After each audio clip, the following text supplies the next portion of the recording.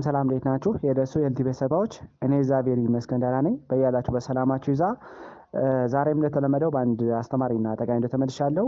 በዚህ ቪዲዮ ለደም ስሮች ጤና የሚያስፈልግ እጅግ በጣም አስገራሚ የሆነ ፍራፍሬ ለእናንተ ነግራችኋለሁ። ከዛ በፊት ግን ለቻናሉ አዲስ ከሆናችሁ ቻናሉን ሰብስክራይብ ያደርጋችሁ ጀምሩ። ነባር ቤተሰቦችም የዩቲዩብ አልጎሪዝም ለብዙዎች እንዲያደርስና ብዙዎችን ስለሚያስተምር ላይክ እና ሼር ማድረጋችሁን አትርሱ። አብራችሁን ቆዩ። ወደ ዋናው ሀሳቤ ስመለስ ከምስሉ ላይ እንደምታዩት ይሄ ፍራፍሬ አይነት ሎሚ ወይም ደግሞ ሌመን ነው። ሎሚ ለደም ስሮች ጤና አስፈላጊ የሆነ ፍራፍሬ ነው።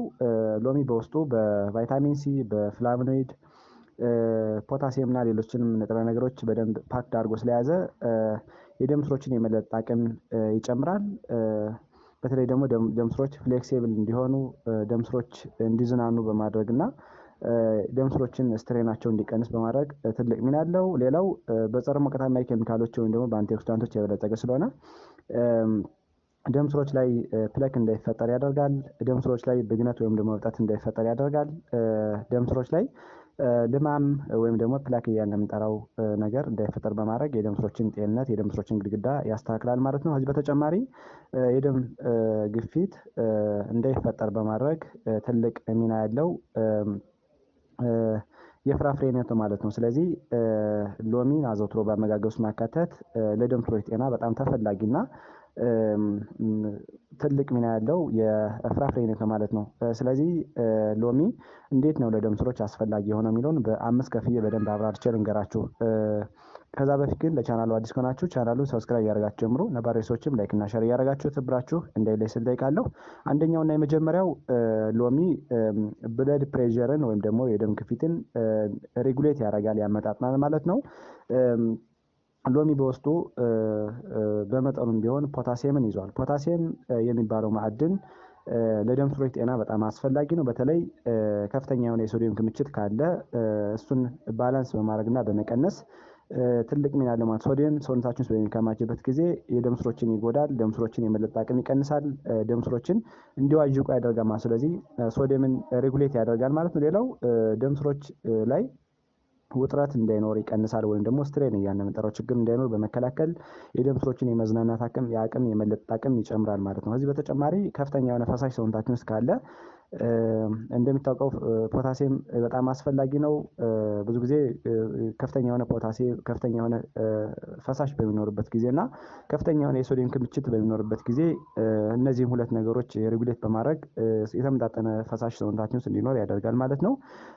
ሌላው የደም ስሮች እንዲዝናኑና ፍሌክሲብል እንዲሆኑ ያደርጋል ማለት ነው። ስለዚህ ፖታሲየምን ስለያዘ ለደም ስሮች ጤና በጣም አስፈላጊ ነው። ከዚህ በተጨማሪ ሎሚ በውስጡ ሲትሪክ አሲድ የሚባል ንጥረ ነገር ይዟል። ይሄ ሲትሪክ አሲድ ብለድ ፕሬሸር እንዲቀንስ በማድረግ ወይም ደግሞ የደም ግፊት እንዲመጣጠን በማድረግ እና ደም ስሮች ቫዞዳይሌት እንዲያደርጉ የመለጥ አቅማቸው እንዲጨምሩ በማድረግ የደም ስሮች ጤንነት የተጠበቀ እንዲሆን በተለይ ደግሞ የኢንዶቴሊያል ብለድ ቬዝል እያልን የምንጠራው እንዲሁም ደግሞ የደም ስሮችን ግድግዳ በማጠንከር ጤነኛ የሆነ የደም ስሮች እንዲኖረን ያደርጋል ማለት ነው።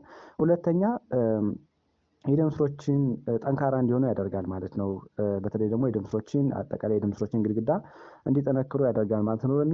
ሎሚ በቫይታሚን ሲ የበለጸገ ስለሆነ ቫይታሚን ሲ ኮላጅን እያልን የምንጠራውን ፕሮቲን ለማምረት እና ሰንተሳይዝ ለማድረግ ስለሚጠቅም እጅግ በጣም አስፈላጊ ነው ማለት ነው። ፕሮቲን ለደም ስሮች ጤና በጣም አስፈላጊ ነው። በተለይ ደግሞ የኮላጅን እያልን የምንጠራው የፕሮቲን አይነት ደም ስሮች የመወጠር አቅማቸው እንዲጨምር ወይም ደግሞ ኤላስቲሲቲያቸው እንዲጨምር በማድረግ እና የመለጥ አቅማቸው እንዲጨምር ስለሚያደርግ አጠቃላይ የተሻለ የደም ዝውውር እንድናገኝ ጠንካራ እንዲሆኑና ደም ስሮች ፍሌክሲብል እንዲሆኑ ትልቅ ሚና አለው ማለት ነው። እንዲሁም የደም ስሮች ግድግዳ ላይ ፕለክ እያልን የምንጠራው ደግሞ አተሮስክለሮሲስ እያልን የምንጠራው ችግር እንዳይኖር በማድረግ የደም ስሮችን የመጎዳት አቅም በመቀነስ እጅግ በጣም አስፈላጊ ነው ማለት ነው። ስለዚህ ለደም ስሮች ግድግዳ በጣም አስፈላጊ ነው ማለት ነው። ሶስተኛ በጸረ ሙቀታማ ኬሚካል እና በጸረ ብግነት ባህሪ ባላቸው ውህዶች የበለጸገ ነው ማለት ነው። ሎሚ በተለይ ፍላቮኖይድ እያልን የምንጠራቸው ለምሳሌ እንደ ሂስፒሪዲን፣ ኢሮስትሪን እያልን የምንጠራቸው በጣም ወሳኝ ነገሮችን ይዟል። እንዲሁም ደግሞ ፖሊፊኖል ብለን የምንጠራቸውን እጅግ በጣም አስፈላጊና ጠቃሚ የሆኑ ባዮአክቲቭ ውህዶችን ወይም ደግሞ ጸረ መገጣጠሚያ ኬሚካሎችን በደንብ ስለያዘ ፍሪ ራዲካል እያልን የምንጠራቸው ወይም ደግሞ ያልተረጋጉ ኤሌክትሮኖች ከሚያደርሱት የደም ስሮችን ጉዳት የደም ስሮችን የመለጣጠም በመቀነስ እና የደም ስሮችን ኢላስቲሲቲ ሊጎዳ የሚችለውን ነገር ፕሬቨንት በማድረግ አጠቃላይ ደም ስሮች ላይ ኢንፍላሜሽን ወይም ደግሞ ብግነት እያልን የምንጠራው የኦክሳይድ ውጥረት እያልን የምንጠራው ችግር እንዳይፈጠር በማድረግ የደም ስሮችን ጉዳት ይከላከላል ማለት ነው። ብዙ ጊዜ ከፍተኛ የሆነ ፍሪ ራዲካሎች ወይም ደግሞ ያልተረጋጉ ኤሌክትሮኖች ደም ስር ላይ በሚኖሩበት ጊዜ ደም ስሮች ላይ ብግነት፣ እብጠት፣ ቁስለት እንዲፈጠር ያደርጋል። ደም ስሮችን የመለጥ አቅም ይቀንሳል። እንዲሁ ደግሞ የኦክሳይድ ውጥረት እያልን የምንጠራው ችግር እንዲፈጠር ስለሚያደርግ አጠቃላይ የደም ስሮችን ፍሌክሲቢሊቲ በመቀነስ የደም ስሮችን ጉዳት ያስከትላል ማለት። ስለዚህ አሁን የጠቀስናቸውን ችግሮች እንዳይፈጠሩ በማድረግ እጅግ በጣም አስፈላጊ ናቸው ማለት ነው። የጠቀስናቸው ጸረ መገጣጠሚያ ኬሚካሎች በአጠቃላይ የደም ስሮችን ኢንዶቴሊያል ቤዝ እያልን የምንጠራው እና የደም ስሮችን ግድግዳ በማጠንከር የሚታወቁ ውህዶች ናቸው ማለት ነው። አራተኛ ሰርኩሌሽንን በመጨመር እንዲሁም ደግሞ አላስፈላጊ የሆነ የስብ ክምችትን በማስወገድ እጅግ በጣም አስፈላጊ ነው ማለት ነው። ሎሚ በተለይ በሎሚ ውስጥ የሚገኙ ኮምፓውንዶች እነዚህ ኮምፓውንዶች የደም ዝውውሩን ያሻሽላሉ። አጠቃላይ ሰርኩሌሽን እያልን የምንጠራውን የደም ዝውውሩን ሜንቴን ያደርጋሉ። እንዲሁም ደግሞ ከፍተኛ የሆነ የስብ ክምችት በሚኖርበት ጊዜ ወይም ደግሞ የስብ ክምችት ደም ስሮች ላይ እንዳይጠራቀም በማድረግ በተለይ ደግሞ አላስፈላጊ የሆኑ ቅባቶች እንደ ኤልዲኤል፣ ትራይግሊሰራይድ የመሳሰሉ ጎጂ ኮሌስትሮሎች ፕላክ ቢልድ አፕ እንዳያደርጉ ደም ስሮች ላይ በመከላከል ትልቅ ሚና አለው ማለት ነው ሎሚ። አምስተኛና የመጨረሻው ስትሮክን ይቀንስልናል ማለት ነው ሎሚ። በተለይ በውስጡ ፍላቮኖይድስ እያልን የምንጠራቸው አስፈላጊ የሆኑ ውህዶችን ይዟል። እነዚህ ውህዶች በሲትረስ ፍሩት የሚገኙ ውህዶች ሲሆኑ ብዙ ጊዜ የስትሮክን ሪስክ ወይም ደግሞ ወደ ጭንቅላታችን የሚወስደው የደም ዝውውር እንዲሻሻል በማድረግ ትልቅ ሚና አላቸው ማለት ነው። ብዙ ጊዜ ስትሮክ በተለያዩ በህመም በተለያዩ ሊመጣ የሚችል ችግር ሲሆን በተለይ ደግሞ ወደ ጭንቅላታችን የሚወስደውን የደም ዝውውር በማሻሻል እና ብሬናችን አስፈላጊ ኦክሲጅንና ምግብ እንዲያገኝ የሚያደርግ በጣም አስፈላጊ የሆነ ውህድ ነው ማለት ነው ፍላቮኖይድስ እያልን የምንጠራው። ስለዚህ ይሄን ስለያዘ የስትሮክን ሪስክ ይቀንስናል ማለት ነው። በአጠቃላይ ወደ ጭንቅላታችን የሚወስደው የደም ዝውውር እንዲሻሻል በማድረግ እንዲሁም ደግሞ ፕላክ ቢልድ አፕ እንዳያደርግ ወደ ጭንቅላታችን የሚወስደው የደም ዝውውር ትክክለኛ የሆነ የኦክሳይድ ውጥረትን በመቀነስ እና ብግነት እያልን የምንጠራቸውን ችግሮችን በመቀነስ አጠቃላይ የደም ስሮችን ግድግዳ በማጽዳት ለስትሮክ እንዳንጠቃ ያደርጋል ማለት ነው። ሌላው ደግሞ በየቀኑ ምን ያህል መውሰድ አለብን የሚለውን ስናይ እንደሚታወቀው ብዙ ጥናቶች እንደሚያስረዱት ከሆነ የሎሚ ግማሽ ወይም ደግሞ ሙሉውን በየቀኑ መጠቀም እንችላለን። ለምሳሌ የሎሚ ግማሽን በቀን መጠቀም እንችላለን። እንዲሁም ደግሞ ሁለት ከፍለን አንድ ሎሚ በቀን ሁለቴ መጠቀም እንችላለን ማለት ነው።